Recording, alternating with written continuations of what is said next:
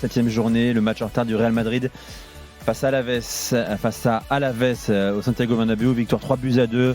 Lucas Vazquez a ouvert le score, Mbappé a marqué à la 40e et pas sur penalty, Rodrigo à la 48e, et puis là, tout a failli s'effondrer en fin de rencontre. Benavidez a réduit l'écart pour Alaves à la 85e, Kiki Garcia à la 86e, c'était chaud en fin de match. Avec nous Edgar Grolot, notre correspondant à Madrid. Salut Edgar. Salut messieurs, salut à toutes et à tous. T'étais à Bernabéu, tu as assisté à la victoire du Real. Qu'est-ce que tu veux en retenir de manière prioritaire ?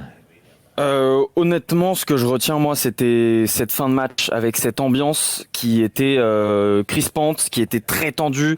Le public, faut comprendre qu'au Bernabéu, c'est pas réputé pour avoir une ambiance incroyable. Il y a une petite partie des supporters qui chantent, mais par contre, pour se lever, pour critiquer l'arbitrage, là, c'était vraiment tout le stade, parce que c'est vrai qu'on en a beaucoup parlé ces derniers jours. Le Real Madrid, via sa chaîne, a aussi une communication assez active. Et là, les supporters vraiment étaient vent debout contre l'arbitrage. Il y a eu énormément de cartons jaunes qui ont été donnés pour contestation, et c'était déjà le cas lors du dernier match. Il y a aussi eu des décisions. Alaves réclame un carton rouge contre Hendrick pour un mauvais geste. Voilà, c'était très très très tendu cette fin de match. Victoire du Real Madrid 3-2, mais au coup de sifflet final, tu fermes les yeux, tu as l'impression qu'ils ont perdu, parce que tout le stade a sifflé, il sifflait l'arbitre, et c'était vraiment assez tendu. Et pour vous raconter un petit peu aussi les coulisses, après le coup de sifflet final, donc on descend en zone mixte, on a vu Lucas Vazquez qui était le capitaine ce soir. 95% de la zone mixte a été axée sur les questions d'arbitrage. C'est vraiment à la une de tous les journaux. Honnêtement, il n'y a pas eu une seule question sur le jeu. Alors avec Ancelotti, il y en a eu quelques-unes, mais c'est vraiment, on ne parle que de l'arbitrage ici. On en parlait déjà beaucoup ces derniers jours, et là je pense qu'on est reparti pour une semaine. T'en as pensé quoi de l'arbitrage ? C'est excessif là, les critiques, ou parce que Hendrick aussi peut prendre un rouge en fin de match.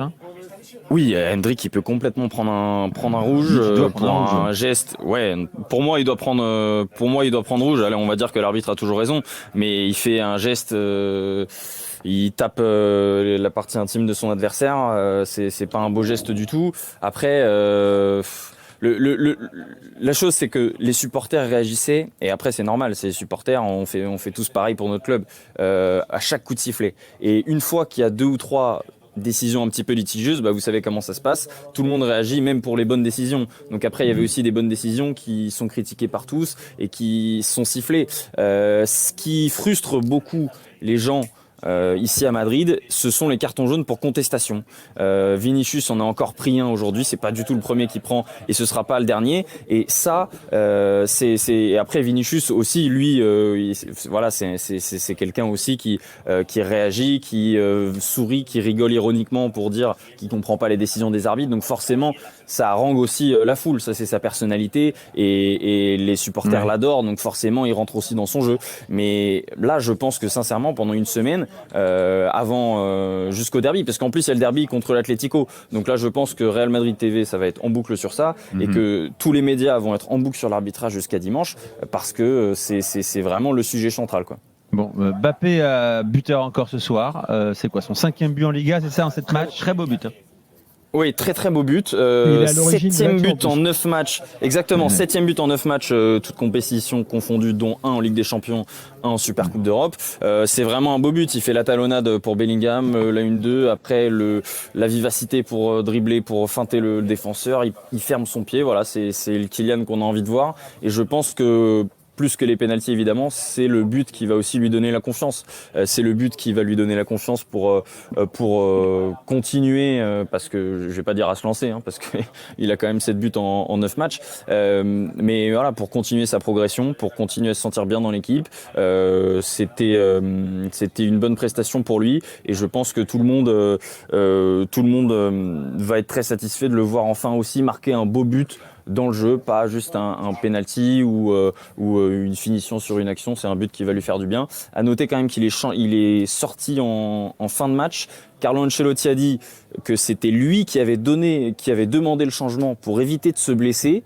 Et Marca dit qu'il aurait une gêne, ils ont sorti ça là à l'instant, il y a quelques secondes, dit qu'il aurait une gêne musculaire et qu'il y aurait des tests qui seront faits dans les 48 prochaines heures. Ancelotti a dit qu'il n'y avait rien, mais en tout cas c'est une situation qu'on va suivre de près. Mais c'est pas impossible que, j'ai trouvé, il y a beaucoup presque de surinvestissement, et c'est le cas parfois quand tu arrives dans un club. Il a fait beaucoup d'efforts alors qu'on doutait un peu de sa prépa physique ces derniers mois. C'est pas impossible aussi qu'il y ait un petit contre-coup, tu sais, à ce début de saison un peu dingue en termes mental et physique. Et c'est le seul qui n'a pas été sur le banc depuis le début de saison. Dans les attaquants, dans les cadres, à part, je pense que Valverde non plus. Mais en tout cas, quand tu regardes les attaquants, c'est le seul qui n'a pas tourné pour l'instant.